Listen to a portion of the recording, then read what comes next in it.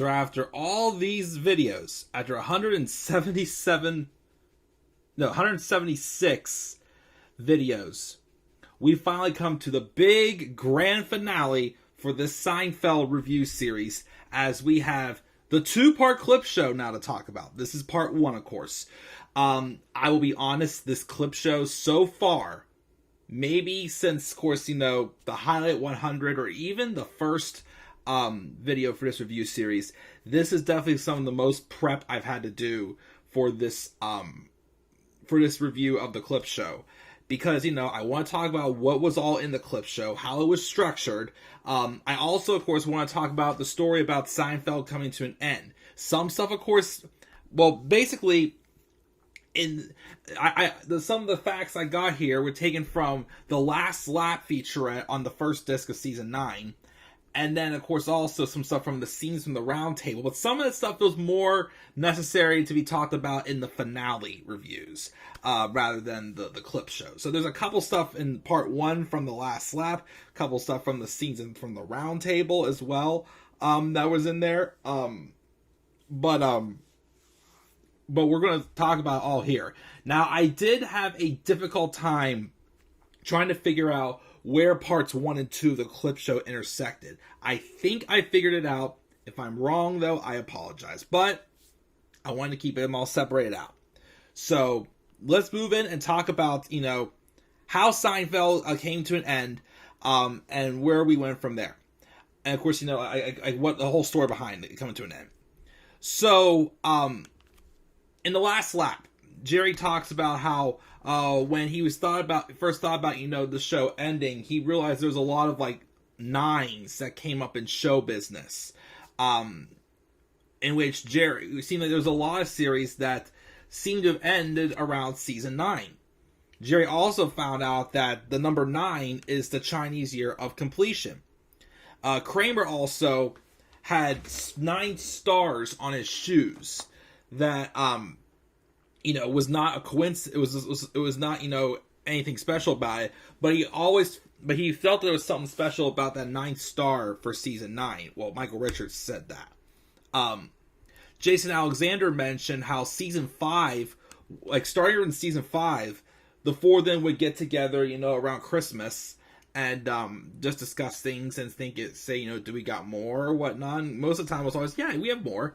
But then during that Christmas for season 9, it was kind of like I don't know, I think we might be done now, more so thing. The cast members were tired. I mean, Jerry, of course, of the 4 of them, never got a break at all, while, the other 3 had their breathers. Jerry was still busy not only, memorizing his lines, but writing the shows and coming up with the ideas as well, as he was both actor and executive producer or whatnot. So then, of course, they started, thinking about that. Jerry did have a meeting around Christmas also with NBC executives. He also had a great offer, of course, to do another season of Seinfeld. He was also shown how high the ratings have gone up for the past several seasons. And I guess the thing was, okay, Jerry's thing was the show treated him well, so he wanted to treat the show well in return. So he thought, maybe we should go out while we're still good. Because it's kind of a thing where it's like, ratings were sky high, which you want to see how much higher you can get. But yet, you feel like you've gotten to the best you can do. Why would you want to end the show when it's at its best, rather than go on, have it be sustained, and then get it when it's on a downfall? Basically, he wanted to get, again, just like, in the recent episode wherever he told George to go out on a high note, don't just overdo it and then, kill your steam, basically. So he went for a walk with, I believe it said, Howard West and George Shapiro through one of the parks in New York, and they sat down at the same bench where Jerry first sat down with his father and told him he wanted to be a stand-up comedian. And after thinking about it, sitting on the bench, he decided that he was going to end the show. And I believe, if I'm not mistaken, I think the dealership, I'm trying to remember which episode it was. I think, one second. Hold on. Seinfeld, the dealership. I think it was this one, or...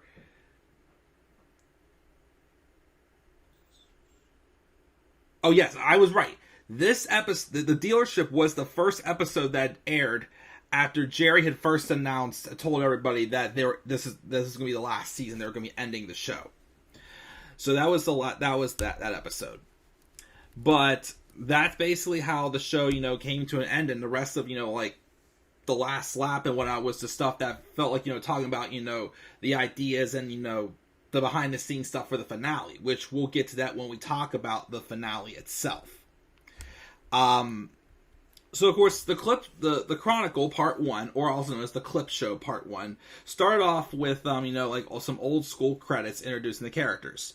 And then when the actual episode started, the four of them were getting ready to leave to go to the movies. But of course, before Jerry shut the door, he sees we're here, and he breaks the fourth wall, one of the few times where Jerry, of course, broke the fourth wall and looked into the camera. So he greets us and mentions how 9 years is a long time. He mentions how every weekly problems seem to crop up on them all the time. Except for summer, though, when nothing seemed to have happened, implying basically when summer, when there weren't any shows being made. They've had a lot of experiences over the last 9 years, and when you add it all up, that is what it is. And of course, while all this is happening, the other three, George, Elaine, and Kramer, are yelling down the hall, telling Jerry to hurry up and whatnot. And then we get into the actual clip show. We start off, of course, with this excellent 2-minute intro with John Williams' Superman music. That I believe Jerry Seinfeld said is one of his favorite, moments in the series, because it was just, it summed up all like the excitement. It was like a mixture of everything, of like some iconic moments. That was a great way to sum up the whole series in a clip show. So, back when we did the highlight of 100, kind of like the story it seemed to build around was, the in-betweens are more like, the sequences, was more so of like, like more the how it began, like how they used the story for the Jerry Show pilot. That was they used that kind of like, and told a story through the clip show. This one, it was kind of like, more so talking about themselves, like establishing them. Like, like the first part was, clips about the characters. Because the way they established that was the scene with Jerry and George in the coffee shop in the engagement. And they're like, what are we doing? We're like kids. We're not men. Setting the tone, basically, just to, go over the entire story of the series. So, of course, they first started off by talking about George. Basically going from him saying, George claims he knows that he is pathetic. We, of course, show clips from, like, the scene where he got caught getting changed after going swimming, and he was a victim of shrinkage. And also how he tried to smoke in front of Susan to get her to break up with him and call off the wedding. George also believes that he is different because he can sense the slightest human suffering. Such as, of course, when he ate from the garbage. He was basically ridiculed by Kramer back in the Keys. Whenever Kramer was in this weird mindset after Jerry took his keys away from him. The scene of, like, do you have a woman? No. You have a job? No. You have any prospects? No. You have any action at all? No. Do you have a reason for even getting up in the morning? I like to get almost swallow my spit. I like to get the daily news. Just like the sad little, like slight positive thing George can get, and even that was not enough. There was also when George was complaining about not getting a Christmas card from Elaine, and then Elaine shoved her face into his face into her breasts, which was definitely priceless. Then they transitioned to Elaine, with George mentioning how everyone has someone in their group that they make fun of, like them with Elaine. And we see, of course, Elaine doing the little kicks, the whole, you're bald scene where Elaine was telling how George he's bald, but George's like, no, I was bald. And she took his toupee and threw out the window. The Stella moment when she hated the English patient. And, of course, the scene where they were fighting over in the fix-up when Jerry and Elaine were fighting, and so you get the finger out of my face, like smack, smack, smack, and all that whatnot. Then they transitioned to Kramer, with George mentioning how Kramer's life was a fantasy camp. People would pay, put a lot of money just to live like him. Do nothing, fall backwards on money, mooch food off neighbors, and have sex without dating.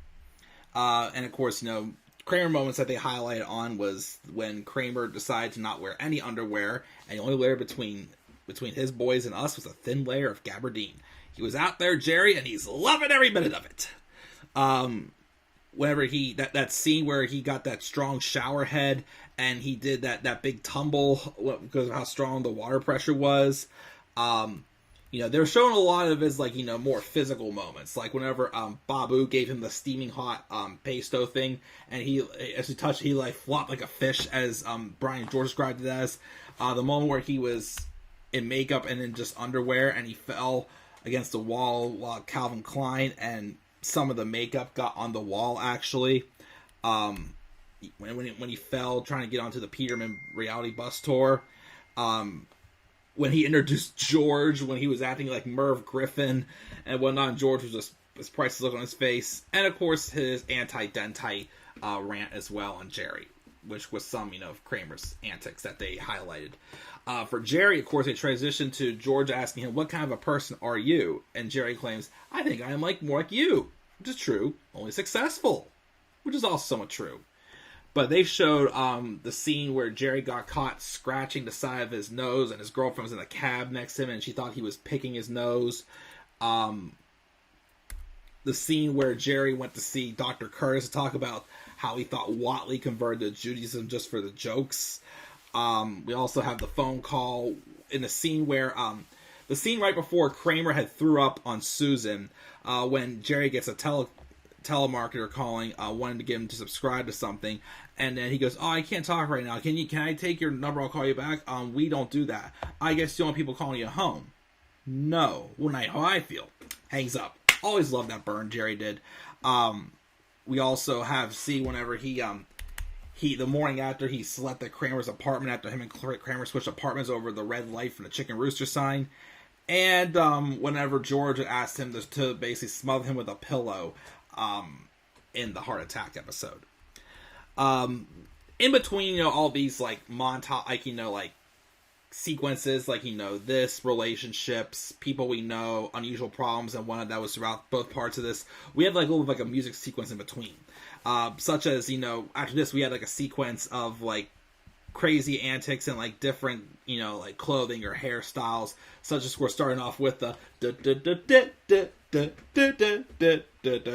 whenever Kramer and Frank were dancing to whatever that song is, while they're putting the bro on or Manzier on Frank Costanza, the puffy shirt, Jerry's bad haircut, Newman being bald, Elaine being dressed up as the India woman for being the maid of honor at Sue Ellen Mishke's wedding. Other different costumes and things. And of course, it ended with Jerry sitting there in his underwear. In the one episode, whenever the maestro was saying how he usually walks around before a show without his pants on because he likes the way he folds his pants, and it saves the crease in the pants, he had said, or something like that. After that, we transition into what most of the rest of the part one of the clip show was, which was relationships. Jerry and Elaine were discussing the whole scene where what percentage of people they think are good looking, and then it transitions into relationships part one, the part of getting in. First clip they showed was the scene where Jerry was trying to figure out what Malva's real name was, but all she mentioned was that her name rhymes with a female body part. There was also some random clip when Newman was giving some speech about love, which, why would you take love? Would seem very out of place. Why would you take any love advice from Newman? And then, of course, Elaine, whenever Jerry found out that Elaine faked orgasms with him, and Elaine finally gave in and said she'll give him a half an hour. when George got handcuffed and mugged during the subway episode was shown there. There was also the scenes where Elaine was trying to find a way out of dating her therapist. So she basically told him that she was seeing Kramer, and then Kramer and Elaine had some discussion about, like, what all are they going to say. And Kramer was going super detailed, and, like, how often do they get intimate and whatnot. And, like, Kramer was, like, enjoying it, and Elaine's like, oh, God, no. The scene where, before Jerry mentioned, the panty remark he made towards Elaine's, secretary, I think it was, that he had a one-night fling with or whatnot. He first mentions what, she had said, which we don't hear what she said, and George actually squeezed the ketchup out of the bottle, and it went flying, which was priceless. We all see the scene where George, was not doing well, pleasuring his girlfriend. She looked like you were poking aliens at my body. Of course, later on, he would go back with crib notes after getting some advice from Jerry on some moves. And then Elaine was being interviewed with her boyfriend about being sponge-worthy. George wanted to tell his girlfriend that he loved her, but of course she didn't. She heard him, but didn't say it back. When Marissa Tomei punched George's lights out in the park after he revealed he was engaged. And then Jerry making out during Schindler's List. The way they transitioned to relationships getting out, Jerry and George were discussing factors with George's recent, bond with another woman, realizing though that he actually is involved in a relationship, but he doesn't want to be involved. When we get into the part 2 of the relationships, getting out. First part was when Jerry told Kramer after having all this momentum coming out of that talk he had with George in the engagement at the beginning about how they were going to, actually be serious and try to do something with themselves. Kramer tries talking Jerry out of marriage and whatnot. The second one was when George was asking Jerry if he had to break up with Marlene in person, all the way back in the ex-girlfriend episode. They also showed when Jerry broke up with TV Elaine. He didn't think they were even together. They just went out for dinner one time, and she tried to put the moves on him. George explaining how Marcy yada-yada over sex, and then Elaine mentioned how she yada-yada over sex, and that she had didn't yada-yada over the best part, which was the bisque. Kramer then broke up with George for Allison back in the episode where George was avoiding Allison because he wanted to go to the ball with her and make a grand entrance, and then she could have broken up with him. George ranted also about missing out on makeup sex with Susan. And there was some reference about how, he'll only enjoy, like, whatever they call the sex he would have with a prisoner, which he eventually, of course, would date a prisoner, funny enough. The scene where Putty was telling Elaine that she was going to hell. George was ranting about relationship George and independent George. Man hands. And then we have, like, it ends with, like, a big sequence of, like, different, qualities about people. Like, he's a male bimbo. She's a prisoner. She's a golf teacher. She wasn't my type, as they had Newman say. He's a bad breaker-upper. She's too good. And all this and that. Like, all those were mixed in there. And then the last part, which I'm pretty sure what I could get was the last part of part 1 of the clip show, was they kind of talked about the parents a little bit. They set that up by having the scene with George ranting about he didn't want to move back in with his parents, but of course he had to because he had no money at the time. They showed scenes of, like, Jerry not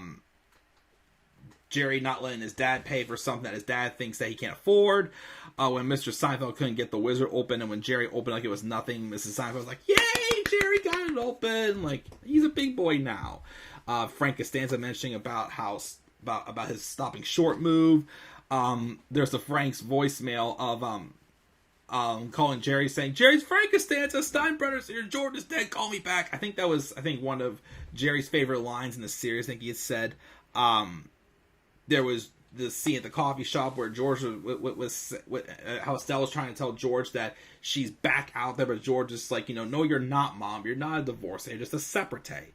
And then the last scene, of course, was the scene where the Costanzas had dinner with the Rosses, and then Frank was asking about, which,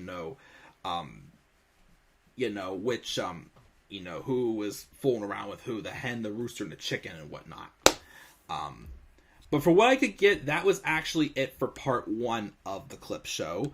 And any fun facts from the clip show. Like I said, mainly other than Jerry, again, the first montage was John Williams' Superman score, and of course, parts 1 and 2, Jerry did break the fourth wall for one of the rare times in the series and looked into the camera, of course. That's part 1 of the clip show. We'll go to part 2 in the next video, where I will also talk about not all, but some stuff that was at the Scenes of the Roundtable featurette on disc 4 as well.